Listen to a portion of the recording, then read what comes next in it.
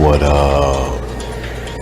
Mike Carruth here with TI Talk, Episode2. Wanted to talk about comments right off the bat before I really get started putting these episodes out. And by the way, if you can hear any music in the background, that's Paul Van Dyke. Want to make sure I give him credit. Really is my most trusted trance electronic DJ. He's been around for decades. First discovered him in the late 90s.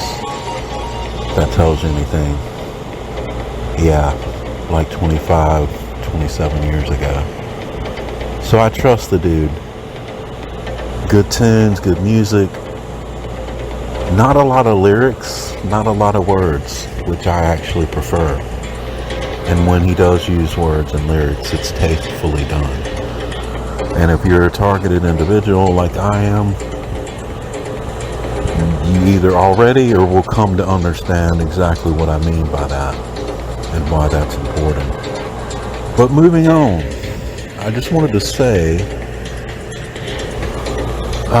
before I even really get started, because I've been giving some thought to this, and here on my Spreaker account, I really want to try to stay as mainstream as possible and avoid some of the more controversial topics that I talk about via other streams and other platforms. I want to steer away from that and keep it more centrist.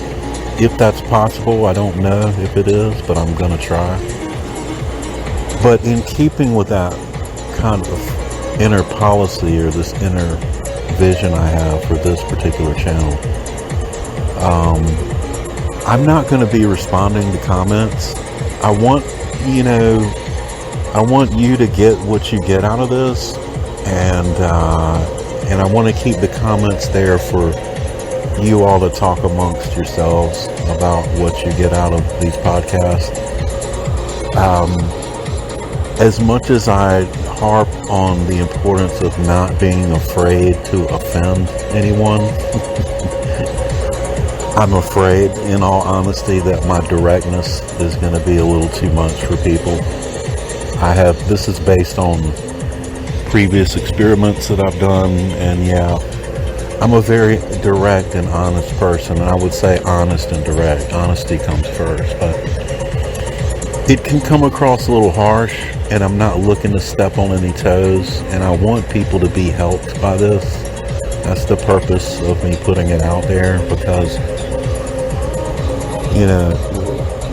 the thought behind this is that whether they realize it or not, everyone on the planet is a targeted individual.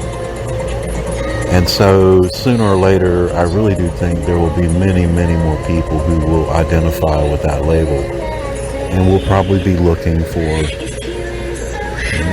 lack of a better word, some guidance. And so I'm just sharing my experience. And it may or may not align with your experience, and that's A-okay. The point is that this is the honest truth as I see it. And I take these anomalous experiences and I dissect them using what Terence McKenna referred to as the scientific method. Does this work? No. Does this work? Yeah. Okay. Does that hurt? No. Does this hurt? Yeah. Okay. Just as I get to it, I document it.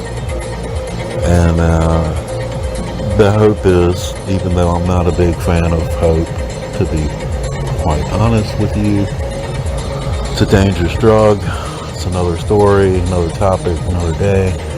But my hope is that it will resonate with some, and people will find some common ground or some similarities between my experience and their experiences or your experiences. And I sound like Mark Zuckerberg right now. Experiences. That's a hard word to say. Again, Mr. Meta, Mark Zuckerberg. I want to make a real quick point because this is something I meant to get to a few days ago and didn't. But I have shared a little bit in my previous episode that I'm a former programmer. And the no joke kind of programmer, not people who say they're programmers and install a WordPress plugin and think they're a genius. I was a real deal programmer, an applications developer, and I built database-driven websites many years before Facebook existed. And I've said this before, kind of tongue-in-cheek, but it is not a joke that I could have built Facebook very easily. And I could have done it without, no offense to Zuck or anything, because, yeah, we've all gotten ideas from other people, but I could have done it without stealing it from someone like Zuck did. I could have built it from scratch, from bottom up. And, I mean, it's really not, as sophisticated a mechanism as we give it credit. It's a fucking website, dude. It's a database, some PHP and JavaScript connecting users to a dumbass database. That's all it is. That's all it's ever been, and it's continued to grow more and more sophisticated. True. And it's got many, many great qualities. True. But I could have built the shit. And therefore, I feel justified in my critique of it. I try to give it credit where credit's due. But I saw it coming when it first came out. I knew what a danger it presented. And it wasn't the first. There was MySpace. There were a couple others before Facebook.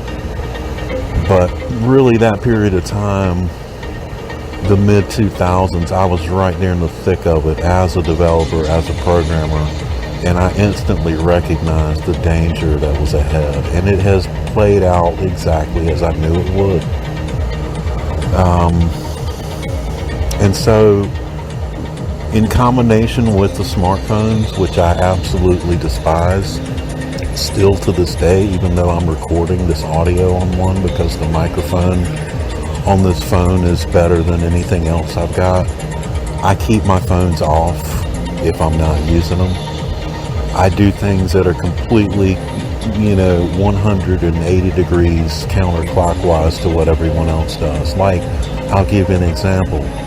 I disabled two-factor authentication on Google because I got sick and tired of it locking me out of my account whenever it felt like it. Say, for example, if I posted something on social media that might be a little controversial, it's ironic that 5 minutes later my Google account wants to make sure it's me by sending my smartphone a fucking, code for me to fuck all that shit. So I disabled it. And yet still, I discovered and noticed that if I'm logged into Google on my devices, even though two-factor authentication is disabled, it still requires me to go to my smartphone to get a code. So I logged out, I signed out of all devices from my Google account. And at first I was like, yes, I won, because I just remembered my password, I memorized my password, log in Gmail, log out. I'm like, yes, that's the way I want it to work. And after all this shit, still, after, what do you know, I posted something that might be considered a little controversial on Facebook. And Google then wants me to verify it's me using my recovery email address. The point is, this is an ugly monster, y'all. And I have bukus of tech knowledge and tech experience. And even so, it's a constant, everyday battle fighting this beast. Getting this beast as far from me as I can possibly get it. And yet, I do have to have a phone to out here in the middle of nowhere in a camper. It is a lifeline, so to speak, in a way, but it's a double-edged sword. And I guarantee you that you will not hear any other tech, quote, geniuses, end quote, give you the advice that I just gave you.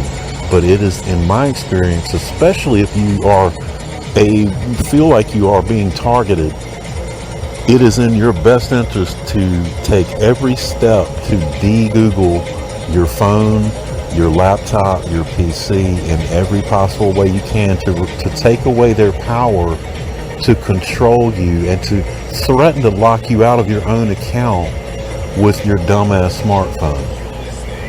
So, you know, do what you want, but I'm telling you, and even after all of that, you know, now I'm just like, great, should I remove my recovery email?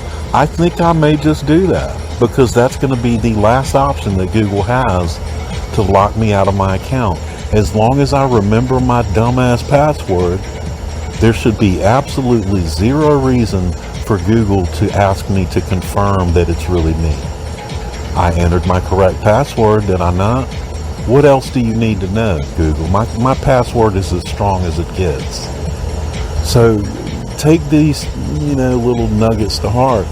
I'm not trying to mislead you. I'm trying to give you the honest truth as someone who not only has built these platforms, or their predecessors, I should say, because this was in the early to mid 2000s, but I built what gave birth to the Googles and to the Facebooks. So you can trust me when I tell you this stuff. It's not a lie. There's no, you know, benefit for me. I don't get any kind of freaking commission or referral or anything. I don't make any money off of this. The point is trying to help you free yourselves from these chains of bondage that these big tech tyrants have enslaved you with. So that's about all I got for today. This is episode 2. I'm going to try to keep them a little shorter and sweeter. My first episode was a lot of rambling, but I covered some really important ground in my mind, some stuff that needed to be put out there. But for the most part, I'm going to try to keep these Spreaker episodes short, and hope you find them useful. Have a great day. Peace out.